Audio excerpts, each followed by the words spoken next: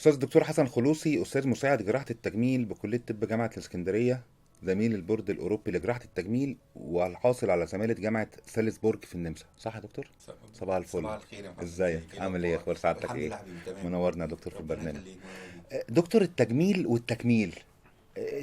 ساعات بنشوف كلمة تجميل وساعات بنشوف كلمة تجميل. ايه الفرق؟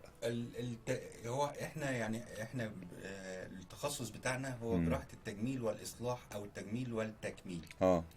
الإصلاح هو الأساس، أو التكميل هو الأساس اللي اتبنت عليه جراحة التجميل.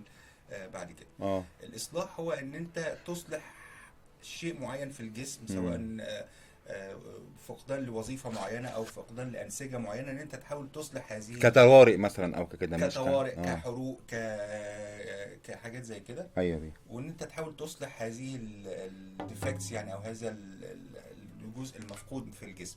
تمام. وبناء عليه، بناء على التكنيكس او التقنيات اللي احنا بنستخدمها في جراحات التكميل او الاصلاح، بني عليها، ده تاريخيا بني امم. عليها جراحات التجميل المعروفة. اوكي. ولكن طبعا جراحات التجميل المعروفة هي اللي الناس بتدور عليها امم. وبتجري وراها يعني وكده، فعشان كده هي اللي خدت الشهرة خدت الأكتر الشهرة. هو من. براندنج يعني زي ما بيقول. بالظبط. طب دكتور، سؤال دلوقتي.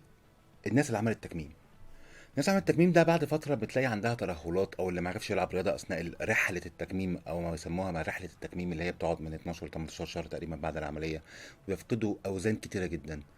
دورنا ايه يعني دور جراح التجميل، هل له دور في ده ولا لا؟ طب نتكلم الأول على الأساسيات بتاعة اه. الموضوع ده. اوكي.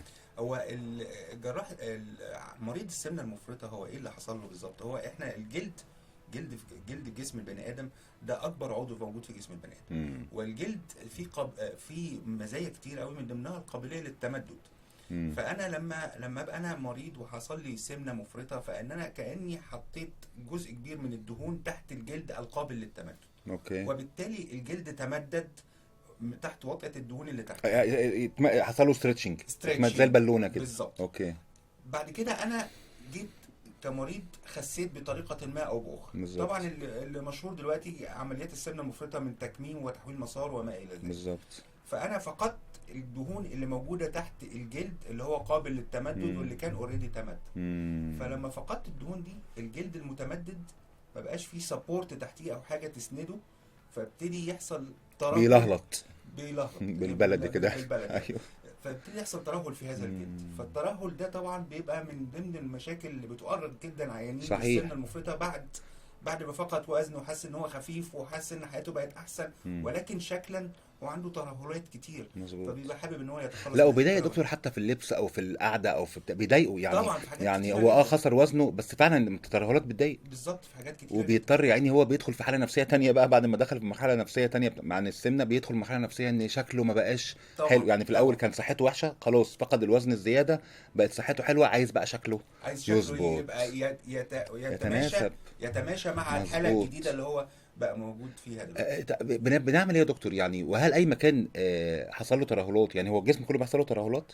معظم الجسم يعني بيحصل له البطن ترهل. والرجل والدراعين والكلام ده؟ طبعا اشهر اماكن هي امم. البطن والبطن، او البطن والظهر، اه. سواء منطقه البطن العلويه او السفليه. ايوه. الاشهر طبعا المنطقه السفليه والظهر السفلي. امم. الفخذين طبعا، الذراعين، منطقه الصدر الدراع يا والثدي. دكتور فعلا ناس كتيره جدا بتشتكي من جدا الموضوع طبعا، ده، جدا والستات بالذات. جدا. يقول لك انا خسيت في كل حاجه بس عندي حته كده من الجلد، ايه؟ ستات ورجاله والله يا ملهلط، محمد، يعني ورجاله. يعني فعلا، والرجاله برضو، ما هو برضو بني يعني ادم هو برضه. بني ادم بس برضو. باعتبارنا احنا كرجاله يمكن ما ناخدش، ولا في لا لا طبعا، لا حالات زادت رجال جدا، زادت؟ زادت جدا مع امم. زياده الوعي وزياده بالظبط. الاويرنس وكده. ده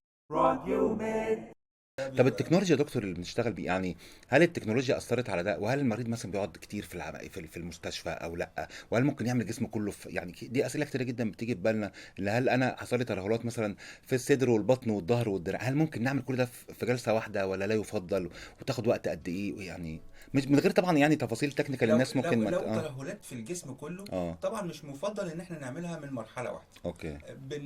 يعني لما احنا نفكر فيها كده، يعني انا مثلا منطقه البطن السفليه امم. مع الفخذين، لو امم. احنا فكرنا فيها هنلاقي ان الترهلات موجوده في مكانين، او الشد اللي انا عايز اعمله في مكانين او في اتجاهين يعني عكس بعض تماما بالنسبه اه للفخذين ايوه وبالنسبه للبطنين، فما مظبوط. ينفعش ان انا اشد المنطقه اللي في النص دي، حته هتتشد لتحت وحته تتشد لفوق، فطبعا يا سلام. ما ينفعش. دي حاجه. مم. والحاجه التانيه ما ينفعش تعمل عمليه في مرحله واحده، لان احنا لما بنشيل، لما الجلد على حسب ترهل الجلد وكميه ترهل الجلد، فاحنا بنشيل جلد بيبقى كتير شويه، فما ينفعش ان احنا نشيل من كذا منطقه في مرحله واحده.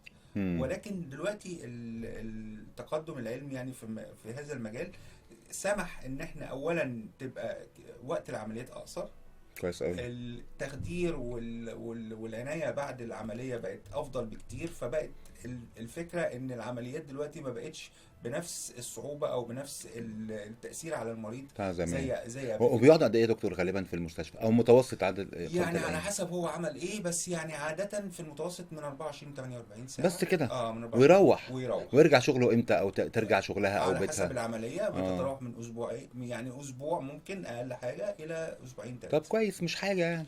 يعني هو ممكن مثلا في اسبوع او اسبوعين يرجع شغله عادي، ويرجع يمارس حياته الطبيعية تماما، بالظبط. ويروح بقى يلعب رياضة وكده، بتفيد اكيد بعد كده. طبعا بتفيد جدا، امم. بتفيد جدا، وخصوصا ان هم في ناس كتير قوي من اللي بيعملوا تكميم ويبقى عايزين يلعبوا رياضه، مظبوط. فالترهل اللي موجود ده مهما يلعب رياضه الترهل مش هيروح، الجلد مش هيروح، فده امم. بيبقى عامل نفسي سيء او سلبي عليه ان هو يكمل رياضه. اول وانس ان حضرتك تساعده، تزق الزقه الصغيره دي، ان اه. حضرتك تضيع له الترهل، بتلاقي بينطلق جدا ما شاء الله في الرياضه، وتلاقي بعد كده يعني بالنسبه للرجاله هيتشجع. بيبقى بادي بيلدر ما شاء الله، مظبوط بعد ما كان مظبوط. بعد عنده ما كان ترهلات مريض وكده. وترهلات وسمنة، بالظبط بالظبط. بقى بطل. بقى بيفكر في الشكل وتحسين الشكل والفورمه زي ما بنقول. بالظبط. على فكرة يا دكتور، كتير جدا من اللي عملوا يعني جراحات تكميم، طبعا العملي نفس ما حضرتك قلت مهم جدا، وكتير جدا بعد ما عملوا عملية تكميم وخسوا منظرهم ما عجبهمش، فرجعوا تاني لعاداتهم بالظبط القديمة بالظبط. فبيرجعوا. فحضرتك كجزء من اديت الحاله حل. النفسيه. اه حضرتك اديت حل حلو جدا، انه ممكن ده يكون وسيلة انه ما يرجعش تاني في وزنه، لانه هيتشجع. لا. طب هو ممكن يا دكتور يعملها بعد قد ايه من عملية التكميم؟ يعني يجي امتى احنا لحضرتك عشان مش احنا يعني بينصح ان هو العمليات اصلاح الترهلات اللي بعد عمليات السمنه المفرطه، اه. ان هي تبقى بعد مرور 6 شهور على الوصول للوزن المثالي، امم. ويفضل ان هو بعد الثبات على هذا الوزن المثالي او قريب من الوزن قريب منه المثالي طبعا، باعتبار بعد ان مرور 6 شهور. بعد 6 شهور من الوصول. يعني لو احنا قلنا ان مدة العملية 12 شهر او 18، ممكن سنتين بعد العملية، بعد عملية التكميم يجي لحضرتك. على حسب هو وصل للوزن المثالي امتى اه. وثبت عليه، وثبت عليه. يحسب يعني ست وصل شهور للوزن المثالي او الوزن اللي هو عايزه وثبت عليه، لان غالبا عمليات التكميم بتقلل، يعني مش كل الناس بتوصل لوزنها المثالي بعد عملية التكميم. يعني ودي فعلا حقيقة، يعني في ناس بتنزل 60% من دهونها، في ناس هو الفكره يا 80%. محمد ان احنا التارجت بتاعنا كجراح وكمريض امم. ان انا اوصل لافضل شكل ممكن بالنسبه للمريض، بالظبط كده. فانا ما اقدرش اشتغل وهو لسه وزنه ممكن، يعني انا هشتغل النهارده عمليه الترهلات، اصلاح اه. الترهلات، ومتوقع ان المريض يخس بعد العمليه دي، فانا هبقى بشتغل على وزن معين وشكل معين ايوه للجسم. مظبوط. بعد العمليه الوزن ده اتغير او قل او كده، فممكن يحصل ترهلات بعد العمليه، فعشان كده عايزين يعني ايه بتبقى تتعمل مظبوط، بعد ما ينفعش قبل ما ينزل الفتره دي. ويثبت. صح صح يا دكتور، تمام. طيب دكتور، التكنولوجيا او الليزر او كل شويه نسمع الليزر بقى، يعني في اي حاجه يقول لك الليزر، بواسير بالليزر، يعني مش تجميل بالليزر، كله بقى ليزر. له دور، وهل له دور مهم او دور اصلا او في الحاجات دي؟ بالنسبه لعمليات السمنه المفرطه، دور التكنولوجيا يعني بصراحه مش كبير قوي. ايه دي الجراح؟ ايه دي هي الجراح الاهم؟ هي تعتبر عمليات جراحيه في اوكي. المقام الاول، انما دور التكنولوجيا طبعا في جراحه التجميل طبعا لا ينكر، وتقدمت جدا التكنولوجيا في جراحات التجميل. ايوه. زي ما حضرتك بتقول الليزر والفيزر دي غالبا بتبقى تقنيات بتستخدم في عمليات شفط الدهون لمساعده دي حاجه تانية خالص بقى. تحسين نتائج شفط الدهون. تحسين نتائج شفط شفط الدهون. الدهون. يعني قبل ما يبقى في ليزر والحاجات دي، كان في شفط دهون بس ما كانش يعني كان بيتعمل. بس دلوقتي حضرتك قصدك تقول ان دلوقتي بقى افضل نتيجة وجود التكنولوجيا زي الليزر، وما زال موجود شفط الدهون، ده برضو من المعلومات اللي هو اللي لازم العادي. لازم توصل اه. للمشاهدين، اه. ان فيزر او ليزر او ايا كان، ستيل برضو في حاجه اسمها شفط دهون، وستيل العمليه بالطريقة التقليدية. عباره عن شفط دهون. اه. انا الفيزر او الليزر هي نوع من الطاقه بستخدمها غالبا قبل شفط الدهون في نفس العمليه قبل شفط الدهون عشان تحسن لي النتيجه بتاعه شفط الدهون، غير لما اعمل شفط دهون بس من غير بدون ليزر. ليزر او ليزر. يعني هي عمليه يا اما شفط دهون فقط يا اما شفط دهون بلس ليزر او بس مش ليزر. بالضروره يعني، قصدي حضرتك مش تقول. بالضروره، مش اوكي. بالضروره، بس بتحسن نتائج كتير. طب دكتور، عمليات شفط الدهون بعد ما عمليات التكميم والحاجات دي اشتغل، هل قلت ولا زادت لازمتها ايه يعني؟ امتى انا اقول اجي لحضرتك واقول لك انا عايز اشوف الدهون؟ يعني ايه امتى؟ غالبا اه. العيان اللي هو بعد العمليه الناجحه للتكميم امم. او تحويل المسار ما بيبقاش محتاج شفط دهون، اه لان بالظبط. هو اوريدي هو عمل تفتيت او ازاله للدهون بطريقه اخرى. مظبوط. بطريقه اخرى. ايوه. وهو عمليه شفط الدهون برضو بالنسبه للساده المشاهدين، عمليه شفط الدهون مش مقصود بيها ان انا اخسس. مش مقصود بيها ان انا اخسس. التخسيس. اه. هي مقصود بيها تحسين الشكل، او اللي احنا بنطلق عليه مجازا نحت الجسم او كده، ايوه ان انا يبقى نحت. عندي زيادات سكالبتشر. اه. زيادات في الدهون في اماكن معينه. فانا بحاول ان انا اشيل الدهون بس في انا اماكن معينه. في اماكن معينه. مش لازم في الجسم كله. لا، في الجسم كله ما تبقى يبقى شفط الدهون مش العمليه المثلى بالنسبه يا للمريض. سلام. لو في الجسم كله يبقى العمليه المثلى بالنسبه للمريض، او الحاجه المثلى بالنسبه للمريض ان هو يخس ايوه. في الجسم سواء كله. يخس بالطريقه الطبيعيه اللايف ستايل تشينج او بالويت لوس سيرجري او بالظبط. الكلام ده. نسبة قليلة بقى من الدهون ممكن تبقى لسه موجودة بعد عملية التكميم، امم. ودي اللي احنا ممكن نساعدها شوية بشفط دهون، بس ما يبقاش شفط دهون كتير، بيبقى اكتر طب ان احنا نزود دكتور، الترهل. بمناسبه شفت الدهون لسه سؤال جاي على بالي. بيرجع يعني، هل لو انا شاط مثلا عندي حته، هل ممكن الدهون ترجع تاني؟ ممكن. ممكن. وهو يمكن في الرد على السؤال اللي قبل كده امم. ان احنا ما نقدرش نشتغل على العيان وهو لسه بيخس. ايوه. التغير في الوزن اه. التغير في الوزن يعني وانا بشتغل على العيان 70 كيلو دلوقتي، وبعد ما اشتغلنا العيان بقى رجع تاني اكل او كده او زاد في الوزن فبقى 90 كيلو بعد ما عملنا العمليه. فالنتائج بتاعت العمليه اللي هي كانت على الوزن المعين، الوزن الكويس، امم. ما بتبقاش مضمونه ان هي تفضل مستمره مع زياده الوزن، لان احنا لما بنعمل شفط دهون احنا ما بنستأصلش الدهون، احنا اه. بنرجع الايكوليبريم، التوازن بتاع الجسم. ان انا عندي نسبه دهون معينه ما اقدرش اشيل نسبه الدهون، لان ربنا خلقنا فينا نسبه دهون يعني دول مهمه يا دكتور؟ الدهون مهمه جدا طبعا. اللي تحت الجلد.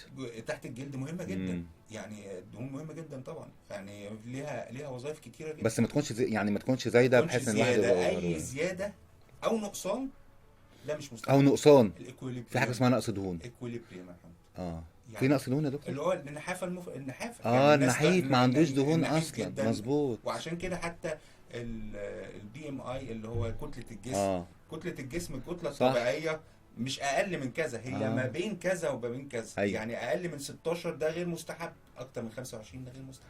بالظبط، وكلها حالات نفسيه يا دكتور. يعني فعلا موضوع النحافه دي بقى قالوا ان في يعني في حاجه اسمها اللي هي اللي بيقولوا الشره العصبي صح اه متهيألي، اللي بالظبط. هو الانسان اللي بياكل كتير او الانسان اللي ما بياكلش خالص، كل ده برضو بيأثر على شكل البني ادم، وممكن برضو يجي لحضرتك في العياده او طبعا. وحضرتك اكيد ساعتها بتكتشف هو عنده ايه، لو حاله نفسيه فبتوجهه لحد لو حاله نفسي. نفسيه طبعا غالبا بيبقى بيحكي لك مش تخصصنا يعني. مظبوط يا دكتور، مظبوط. راديو ميد. طيب دكتور، سؤال بمناسبة الترهلات والدهون والكلام ده. آه، أغرب حالة جات لك في الحتة دي إيه يعني؟ كان يعني مش هقول أصعب، أنت ما شاء الله عليك يعني معروف هنا وأستاذ في الجامعة وكده، بس يعني من أغرب الحاجات اللي جات لك، أو أنت شفتها ما اتكررتش، أو استغربت لها في حتة الترهلات أو الدهون أو الكلام ده، كان إيه يا دكتور؟ هو يعني مش ما نقدرش نقول اغرب مفيش حاله، كده. اه. بس هو يعني بتبقى غالبا الحالات اللي يعني بتبقى مش مقرره هي عايزه ايه.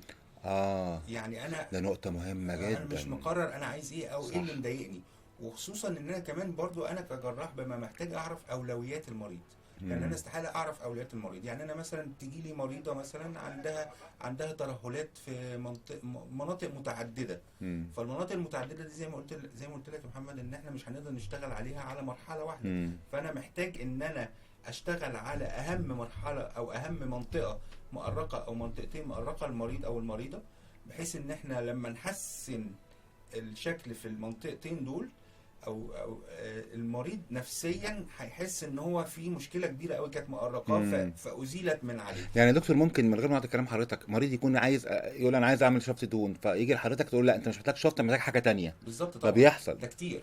ده كتير. خصوصا مع الفكره المغلوطه ان شفط الدهون دي عمليه للتخسيس. ايوه دي معلومه مهمه جدا. انا وزني مثلا 140 150 كيلو، فهروح اعمل شفط دهون ابقى 80 كيلو. لا ده كلام معتقد غير علمي، خاطئ وكلام مش مظبوط. كلام بيع وشراء. مش مظبوط. كلام معاك حلو قوي يا دكتور حسن، بصراحه الواحد ربنا بيستفيد. يخليك، انا سعيد. ربنا يخليك يا دكتور. طيب ندخل بقى في حته الثدي وتجميل الثدي. ناس كتيرة يعني بعتوا لنا وقالوا موضوع صغر الثدي بالذات، يمكن مش عارف يعني صغر الثدي في ناس مستاءة من ده، او ستات او بنات حتى صغيرين مستائين من موضوع الثدي الصغير او حاجات دي. له حل يا دكتور؟ طبعا من اكتر العمليات اللي بتتعمل وفقا للاحصائيات هي عمليات تكبير الثدي. تكبير الثدي طبعا بالنسبه للسيدات او الانسات اللي عندهم ضمور في الثدي. والضمور في الثدي ده يا اما ضمور اولي، يعني الانسه او السيده اصلا صدرها صغير من وقت البلوغ بتاعها وصدرها صغير، او ممكن يبقى ثانوي بعد الحمل والرضاعه. في بعض السيدات بيحصل لهم ضمور في الثدي، يصغر بعد ما تخلف، يصغر ولا ايه، ولا مالهاش علاقه بعد ما تخلف وترضع؟ سبحان الله. يصغر عن حجمها الطبيعي. يصغر عن الحجم الطبيعي. بس الحالات دي مختلفه عن الضمور الاولي، ان غالبا بيبقى بيصغر ويسقط. يا ترى ايوه نفس الفكره بتاعت العيان السمين ده بتاع اللي هو كان عنده دهون كتيره قوي وبعدين الدهون دي راحت، ده ترهل الثدي يا دكتور. بيحصل ترهل. فالفرق فبيفقد شكله اللي هي متعوده عليه. بالظبط. فاحنا بيبقى لنا طريقه معينه نعرف اذا كان الثدي ده ضامر بس ولا ضامر وفي سوء وفي ترهل. والترهل بتاع الثدي ده ليه درجات. ده مهم، الكلام ده مهم ليه؟ لان العيانه اللي هي اصلا عندها الضمور ده اولي غالبا بتستفيد من عمليه لتكبير الثدي عن طريق حشوات السيليكون، او لو عندها دهون زياده ممكن ان احنا نعمل حقن دهون، شفط دهون من مناطق فيها دهون زياده وحقن دهون في منطقه الثدي، وبتستفيد من كده بس. انما العيانه اللي عندها الضمور اللي هو ناتج عن الحمل والرضاعه دي ما بتستفيدش فقط من ان انا احط لها فوليوم او احط لها حجم او احط لها حشوه سيليكون مثلا. لا بالعكس، ده انا ممكن لو احط لها حشوه سيليكون يعمل نوع معين من الشكل اللي مش كويس بالنسبه للثدي. فالعيانه دي ممكن تحتاج ان احنا نعمل لها عمليه من الشقين، اللي هي تكبير الثدي وفي نفس الوقت شد ترهلات الثدي او رفع الثدي. معلومه خطيره جدا. راديو ميد. دكتور حسن، مصر من يعني طبقا للاحصائيات، وده فعلا رقم مرعب، الدولة رقم 14 في عملية التجميل على مستوى العالم، وده طبعا بفضل وجود ناس زي حضرتك كده يا دكتور حسن والتمريض المتمرس والكلام ده. يعني مصر الدولة رقم 14 على مستوى العالم في إجراء عمليات التجميل، والدولة رقم 2 في الشرق الأوسط بعد تركيا. يعني تركيا رقم 1 طبقا للإحصائيات ومصر رقم 2. رأي حضرتك إزاي احنا ممكن يعني نستغل حاجة زي كده؟ أو ده رقم الحقيقة يعني يمكن يعني محطوطين على الخريطة، يعني رقم 14 على مستوى العالم، ده رقم جميل يعني اعتقد بتبقى احنا الحمد لله طول عمرنا يعني الاطباء المصريين والتمريض المصري والمستشفيات المصريه مشهورين ان احنا الحمد لله على مستوى عالي من ماسكين نفسنا لسه من الكفاءه والخبره والمتابعه الدائمه للحديث في العلم. ودايما هتلاقي ان احنا في ناس كتير قوي مننا بتحب تسافر بره وتشوف ايه الحديث وترجع تحاول ان هي تطبقه هنا في مصر. لا، مصر بلد عظيمه طبعا. ويمكن يا محمد الواحد لما بيسافر وكده بيشوف شهرة الأطباء المصريين ويشوف نماذج ممتازة لأطباء مصريين بره. طبعا حاجة. ومن ضمن التخصصات طبعا جراحة التجميل، يعني جراحة التجميل ليست بمعزل عن باقي التخصصات. صحيح يا دكتور. يبقى احنا كده عرفنا من الاستاذ دكتور حسن قلوسي، استاذ جراحة التجميل بكلية طب جامعة اسكندرية، ان انت قول بس شكوتك وهو هيحدد لك انت عايز ايه. ما تجيش تقول انا عايز شفط دهون، انا عايز ترهلات، لا، انت تيجي تقول شكوتك، ودي نقطه مهمه جدا. وهو بعد كده طبعا بخبرته وبفهمه وبعلمه هيقول انت محتاج لايه. والنقاش بيني وبين المريض، لان هي في الاخر رحله مشتركه. أيوة. ما بين الجراح وما بين المريض او المريضه علشان نوصل في الاخر للهدف المشترك بالنسبه لنا. بالظبط. فلازم يبقى فيه مناقشه، ولازم يبقى فيه حوار ما بين الجراح والمريض، ولازم طبعا يبقى فيه ثقه متبادله.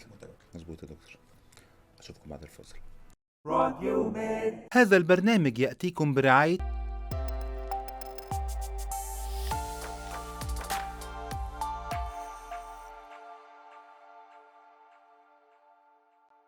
راديو ميد. استاذ دكتور حسن خلوصي، استاذ مساعد جراحه التجميل بكليه طب جامعه الاسكندريه، زميل البورد الاوروبي لجراحه التجميل وزماله جامعه سالزبورج النمسا. معلش بقرا عشان التايتل كتير فمش عارف احفظ. دكتور منورنا يا حسن، دكتور. ربنا يخليك. فقرتنا بقى اعرف دكتورك اهلاوي ولا زملكاوي؟ اهلاوي بشده. بشده، الله عليك. طب دكتور، ولادك هتخليهم دكاتره؟ لا. يا سلام. ما اعرفش هخليهم ايه، لان مش انا اللي هخليهم، او ربنا سبحانه وتعالى ونعم اولا، بالله. والاختيار ليهم طبعا. هتسيبهم بحريته؟ طبعا. مش هتقول لهم مثلا يعني؟ خالص. لا.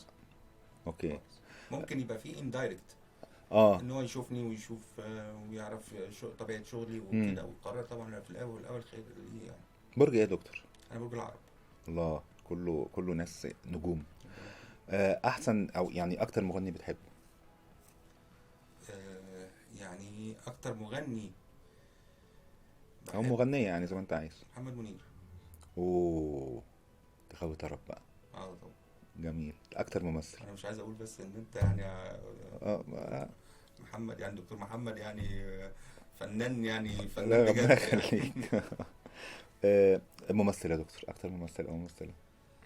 ممثل، يعني انا بحب في المصريين يعني احمد زكي. ده هو معلش انا يعني جيل قديم شويه، احمد زكي ومحمود عبد العزيز. ده طبعا نجوم طبعا، الله يرحمه. بالنسبه لي، بالنسبه للاجانب توم هانكس وميل جيبسون. برضو حتى في خياراتك في الفن برضو دقيق وبتنشن. بتخاف من ايه يا دكتور، او عندك فوبيا من ايه؟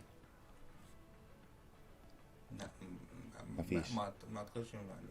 طب هايل. لما كنتش دكتور كنت بقيت دكتور. من انت صغير بتفكر؟ يا سلام. وعدة الدكتور يا سلام، والكلام ده. منشن عليها من بالظبط. ما شاء الله. طيب، اخر سؤال، لو بقيت مسؤول في البلد اول قرار هتاخده؟ انت عندك مسؤول، يعني خدت مسؤوليه البلد مده ساعه، اول قرار هتاخده ايه؟ مسؤولية البلد ككل يعني. يعني ما او كنص او ككل مش هتفرق. او اول حاجه تيجي في بال حضرتك ايه، او نفسك فيها، او ممكن تعملها؟ انا عارف انه سؤال يعني لا، تقيل ما ينفعش اساله، بس يعني انا نفسي كمواطن مصري يعني ان مصر دي تبقى احسن بلد في الدنيا، يعني ان احنا فعلا مصر الواحد لما بيسافر يعني ما بيكملش مثلا شهر بقى، يبقى عايز يرجع مصر، والحاجات اللي هي الواحد كان معتقد ان هي حاجات طبيعية او ما بيفكرش فيها حاجات طبيعية احنا في مصر يعني. فبتبتدي بقى تفتقدها والاغاني بقى وتحن نرجع تاني. طبعا. مصر قد الدنيا وهتفضل ان شاء الله قد الدنيا. بإذن الله. استنونا. راديو ميد. هذا البرنامج يأتيكم برعاية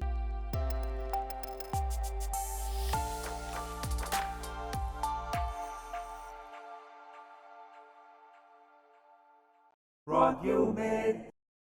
استاذ الدكتور حسن خلوصي، استاذ مساعد جراحه التجميل كليه طب جامعه اسكندريه، منورنا جدا النهارده. ربنا يخليك. الفقره دي يا دكتور بقى، ربنا يخليك يا حبيبي. الفقره دي فقره صح وغلط، احنا يعني هنقول لك شويه ستمنتس كده او عبارات، وحضرتك قول لنا صح ولا غلط. اي مكان في الجسم ممكن يتعمل له جراحه تجميل، الكلام ده صح؟ او غالبا يعني ما فيش مناطق مش محتاجه، الدراع والصدر والبطن اكيد يعني كله ممكن يتعمل. كله. اوكي. جراحه التجميل تؤدي للوفاه؟ احيانا بنسبه قليله جدا. ممكن تؤدي زيها زي عمليه تانية ولا بس مش هي جراحه التجميل ايوه اللي تؤدي للوفاه، هي مضاعفات مصاحبه لجراحه التجميل. يبقى غلط يعني يا دكتور. بس بنسبه قليله يعني. تمام. ممكن دكتور التجميل المحترف يخلي جسمي زي فنانه مشهوره بعينها، يعني ممكن كده حد يجي يقول انا عايز مثلا حته من جسمي تبقى شبه كذا، او شبه فنانه معينه؟ ممكن الى حد ما، بس ده مش صح.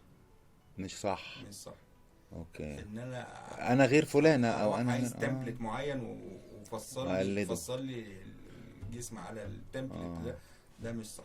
اوكي. انما في دلوقتي تقنيات حديثه ممكن ان انا برضو في المناقشه مع المريض او المريضه ان احنا نشوف ايه اللي ممكن يتعمل، ونتوقع او السوفت وير يتوقع هايل. المنظر اللي بعد العمليه عامل ازاي. هايل. فهيبقى هي شايفة قبل ما تعمل العملية. بالظبط. ممتاز. تكبير الثدي بالسيليكون ممكن يعمل سرطان؟ لا اوكي. مفيش عمليات تجميل للذكور؟ كتير في عمليات في تجميل يعني غلط. للرجال كتير. شفط الدهون ممكن يرجع تاني، لو عملنا شفط دهون في طبعا. مكان ما ممكن يرجع ممكن تاني. مع زياده الوزن. اوكي. عملية التجميل ممكن يكون من اسبابها عدم الثقة في النفس، طبعا. تخليني ألجأ لدكتور التجميل. طبعا. مم. طيب. هل بعد تكبير الثدي هعرف ارضع عيالي لو انا خلفت؟ اكيد. هقدر. ممكن. اكيد. أوكي. لو في قابليه للرضاعه سواء من غير عمليه او بعمليه هيبقى في قابليه للرضاعه بالعمليه. لو ما فيش قابليه للرضاعه سواء من غير عمليه او بعمليه مش هيبقى فيه قابليه للرضاعه. يعني فكره في الرضاعه مش فكره في الثدي، يعني ممكن نعمل عمليه تكبير ثدي للحاله يعني وترضع عادي. عمليه مش مكاس... تكبير الثدي لها علاقه ليس لها علاقه بالرضاعه. سلبيه بالرضاعه. هايل. يبقى غلط. يبقى غلط، يعني هعرف ارضع. طب حجم الثديين في الطبيعي مش قد بعض، صحيح يا دكتور؟ في كل الستات. فعلا. طبعا. يعني الصدر اليمين غير الصدر الشمال. طبعا. سبحان الله. طبعا. دكتور حسن بيه، حضرتك شرفتنا. استاذ دكتور حسن خلوصي، استاذ مساعد جراحه التجميل بكليه طب جامعه اسكندريه، شرفتنا ونورتنا. شكرا جزيلا. كانت حلقه جميله جدا معاك وان شاء الله نكملها في حلقات انا تانية. سعيد جدا يا دكتور محمد ان انا معاكم ومتشكر جدا ربنا على يخليك. الفرصه العظيمه دي. شكرا يا استاذ حسن شكراً بيه. جزيلا. ربنا يخليك يا ربنا دكتور. يخليك. شكرا جدا. مع السلامه. راديو ميد.